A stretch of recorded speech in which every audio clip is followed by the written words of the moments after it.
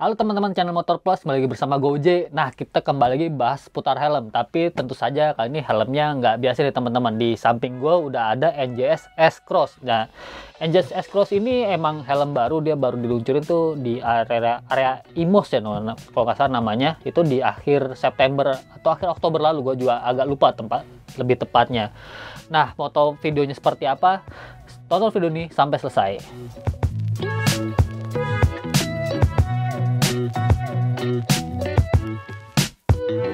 Nah, biar nggak lama-lama kita bongkar nih kotaknya. Ini kebetulan masih segel dan sorry karena ini helmnya emang baru gitu ya, dan baru nyampe juga. Gue belum sempat ngasih impresi gimana helm ini saat gue pakai. Tapi kita bakal kasih lihat dulu nih seperti apa helmnya. Kotaknya banyak juga nih tutupnya teman-teman. Ini helm.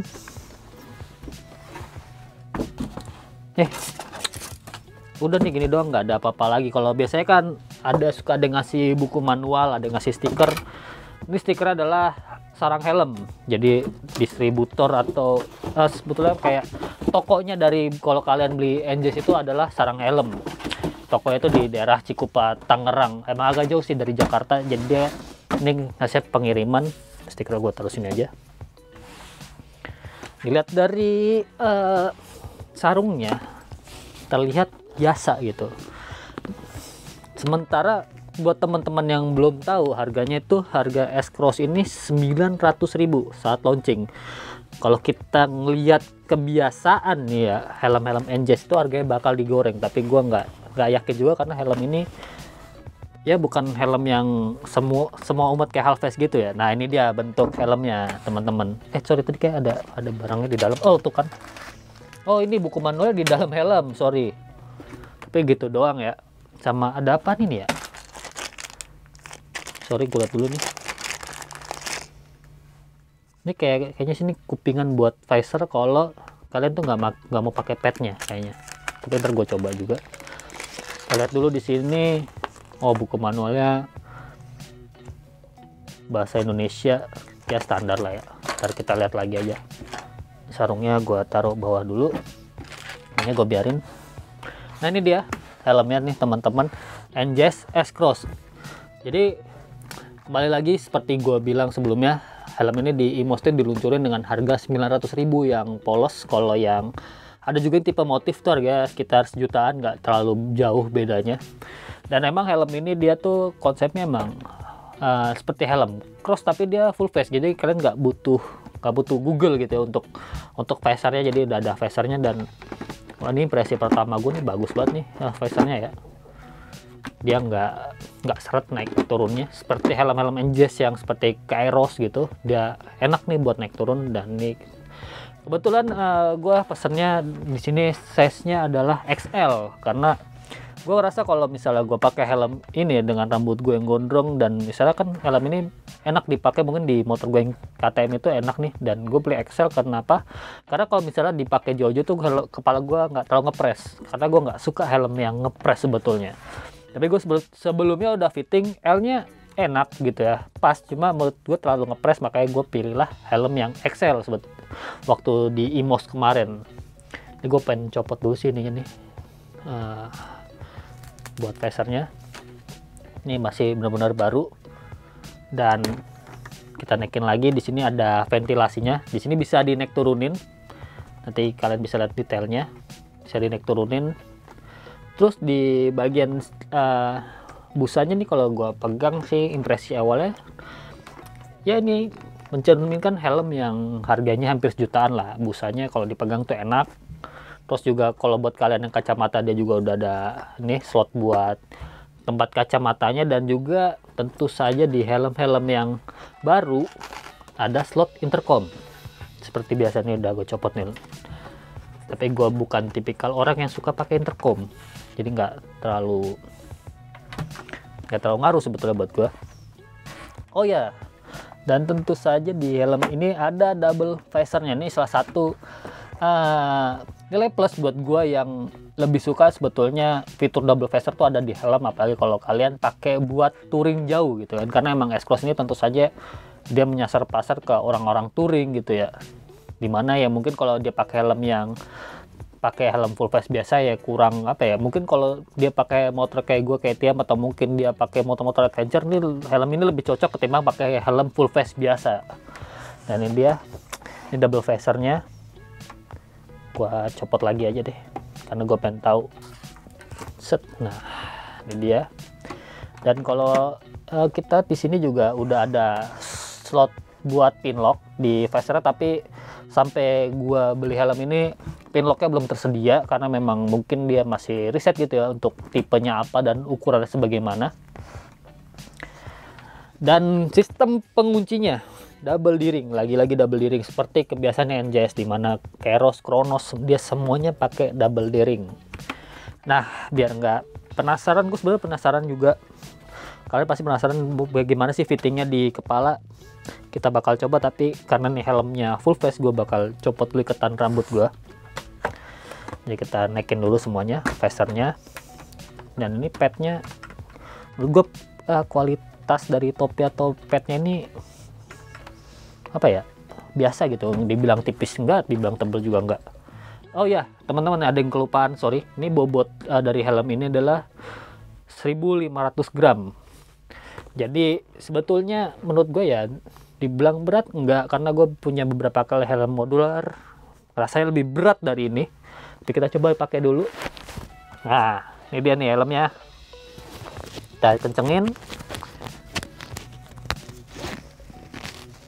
Masih bau baru, bener-bener belum pernah gue pakai, jadi gue belum bisa ngasih impresi apakah dipakai di cuaca terik keringetan apa enggak segala macam. Nah ini dia helmnya teman-teman. Dan ini XL emang terasa agak apa ya, kalau agak oblak, tapi karena gue kebiasaan pakai balaklava nanti kan kayak lebih ngembang, lebih ngepres, jadi gue lebih enak pakai yang ukurannya di upsize lah satu, untuk karena emang keperluannya adalah kalau pakai helm ini gue biasa pakai buat touring atau ya riding jauh dikit lah, misalnya di weekend gitu ya teman-teman. Dan impresinya sejauh ini ya ini enak banget menurut gue. Dengan helm tipe semi cross gini ya, ada phaser, ada double phaser, dia beratnya masih cukup enteng loh. 1500 gram tuh nggak terasa berat kepalanya, dan nggak kerasa capek sih harusnya buat riding jarak jauh. Dan gitu yang gue suka juga impresinya adalah, gue copot dulu, adalah busanya tuh kerasa enak gitu, kerasa mencirikan nih helm ini worth it gitu dengan harga 900.000, baik di busa pipi dan busa bagian atasnya gitu. Sorry gue pakai ikat rambut dulu. Nah biar nggak penasaran, kita copot aja, karena ya helm-helm sekarang lagi-lagi semua pasti busanya harusnya bisa dilepas. Oh nih bisa kan, agak keras ya karena masih baru juga. Nah dia ada 3 kayak harusnya klipnya. Yang bawah agak keras nih teman-teman, mana ya, takutnya lepas. Oh ditariknya dari belakang ternyata, tapi nyangkut nih satu. Kayak ada velcro nya, tadi dia nyangkut di velcro nampaknya. Yang samping nggak usah dicopot sih, kayak gue pengen ngasih lihat sih sebenarnya. Ini dia nih busanya sebenarnya ya, karena ini ukuran XL gitu ya, jadi mungkin busa jadi lebih tipis ketimbang size lain. Kalau kita di sini tuh size-nya tuh dari S sampai double XL. Ya karena gua milihnya XL gitu ya. Jadi emang busanya lebih tipis, tapi secara bahan gitu ya. Ini bahan dari busanya dan juga ketebalan itu masih oke lah. Buat riding jauh nih harusnya bisa menyerap keringat dengan bagus gitu ya. Karena emang tentu saja penggunaan helm-helm seperti ini tuh buat, seperti gue bilang tadi, juga lebih banyak diperuntukkan untuk riding jauh atau riding touring gitu. Jadi ini busanya ya oke, dan busa atasnya juga kayak ada motif-motifnya gitu loh. Ya ini kayak mencerminkan helm ini emang untuk kenyamanan sih sebetulnya. Dan emang diperuntukkan untuk perjalanan jauh. Dan ini dia ada slot intercomnya di bagian sini. Tapi ya seperti slot intercom yang kebanyakan, dia ukurannya itu nggak terlalu besar juga, nggak terlalu dalam juga, karena mungkin sudah terlalu mepet sama struktur helmnya. Jadi mungkin kalau kalian pakai intercom yang agak tebel gitu, bakal sedikit menekan ya telinga atau kuping kalian. Dan Ya, menurut gua overall helm harga 900.000 ini ya menurut gua oke lah untuk kalau misalnya kalian cari helm yang nggak biasa gitu, atau mungkin emang kalian tuh pakai motor-motor yang mungkin biasanya adventure gitu ya. Mungkin sekarang juga banyak kan metik-metik adventure gitu kan, kayak Honda EDV atau mungkin Honda CB 150X gitu kan, atau mungkin kalian pakai KTM gitu, atau pakai CRF Rally dan kalian emang hobi touring gitu, kalian ini pasti masuk banget lah ke desain motor kalian. Kalau misal kalian mungkin pakai half face gitu, half face atau full face biasa mungkin agak kurang cocok dan kurang masuk gitu ya ke desain motornya. Ya helm NJS S Cross ini bisa jadi pilihan, dan juga harganya tuh nggak nyampe sejuta gitu ya, 900.000. Dan menurut gua, kalau gue bilang dengan size yang tadi gue cobain nggak terlalu berat gitu di kepala dan harusnya nggak bikin capek leher gitu, helm ini bisa gue rekomendasikan lah buat kalian. Kalau misalnya gue kasih penilaian mungkin 1-5 gitu ya, untuk kategori helm yang cross gitu, helm ini gue kasih poin 4,5 karena emang ya ini worth it banget lah. Dan tentu saja karena ini merek NJS ya mudah-mudahan harganya nggak bakal digoreng di pasaran gitu teman-teman. Nah itu teman-teman tadi review singkat seputar helm NJS S Cross ini, karena emang seperti gue bilang di awal nih, helmnya masih baru, gue belum sempat pakai gitu untuk riding jauh, tapi impresi pertama gue adalah helm ini jadi salah satu helm yang cukup worth it lah untuk kalian beli, apalagi kalau dengan budget yang tidak sampai 1 juta kalian bisa dapat helm keren yang anti mainstream seperti ini. Oke teman-teman, sekian video dari kita bakal bahas helm lagi di video-video selanjutnya. Thank you, sampai ketemu.